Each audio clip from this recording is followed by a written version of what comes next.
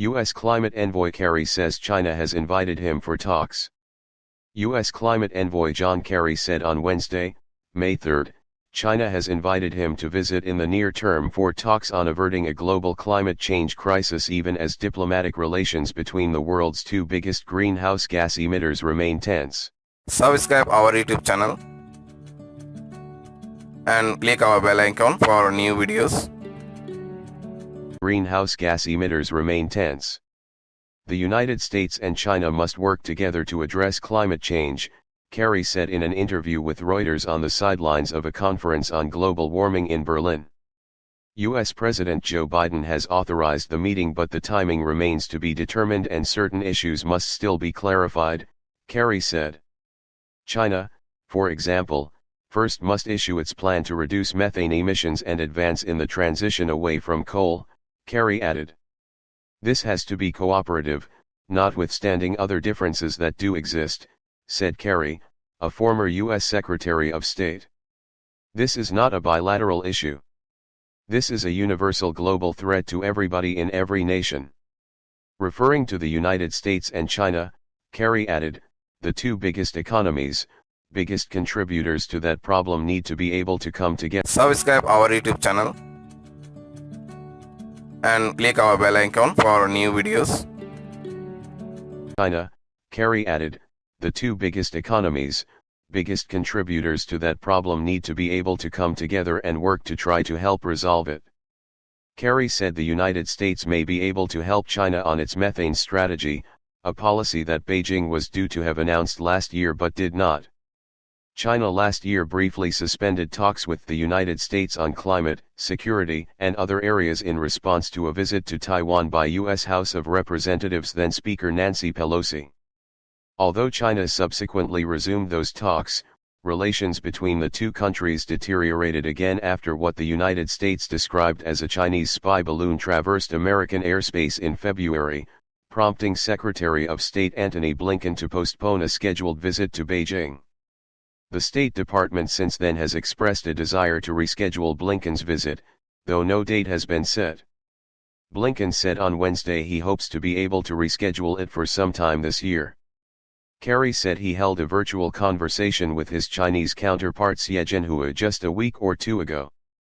China has invited me to visit in the near term to be able to meet with him, Xie, to be able to work on work that we've been doing for several years, which is trying to find the pathway forward to be able to cooperate in ways that are beneficial to the world. And hopefully, we'll be able to do that, Kerry said. Kerry said he also briefly spoke with the Chinese representative attending the Petersburg Climate Dialogue in Berlin hosted by the German Foreign Ministry. Asked if China offered a constructive approach, Kerry called it too early to tell. I have to get into the meeting, I have to figure out exactly where we are, Kerry said. We're not pointing fingers and we're not out there trying to, make this part of the other issues that are out there between the United States and China, Kerry added. This, climate change, is a freestanding issue which affects China as it affects the United States. Overshooting temperature target would be frightening.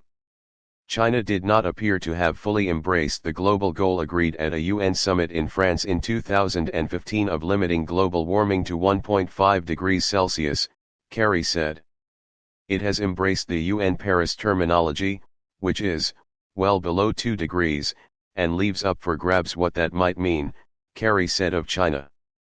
To me, there is certainly no way that well below 2 is 1.9 or 1.8 or 1.7. Kerry said the ability to actually achieve that target, however, was on the borderline right now. Some scientists would tell you we've already blown past it. Others will suggest, we may shoot past it, but come back to it because of the technologies and other capacities we have to deploy clean energy, Kerry said. Overshooting is a frightening prospect, Kerry said, given the irreversible effects of passing a tipping point, like the melting of polar ice caps. As such, the next global climate conference, 28 Colombian pesos, scheduled for November 30 to December 10 in the United Arab Emirates, is critical and the most important since 2015, Kerry said. The 28 Colombian pesos President Sultan Al Jaber has faced criticism for also being the head of the UAE's state oil giant, but Kerry said the COP offers an opportunity for us to bring people to the table who haven't been part of the process. Kerry said he supports Germany's proposal at the Petersburg Climate Dialogue to set a goal at 28 Colombian pesos to triple renewable energy by 2030, noting Europe's largest economy was a trendsetter in this regard. The 28 Colombian pesos President Sultan Al Jaber has faced criticism for also being the head of the UAE's state oil giant, but Kerry said the COP offers an opportunity for us to bring people to the table who haven't been part of the process. Kerry said he supports Germany's proposal at the Petersburg Climate Dialogue to set a goal at 28 Colombian pesos to triple renewable energy by 2030, noting Europe's largest economy was a trendsetter in this regard. Subscribe our YouTube channel and click our bell icon for new videos.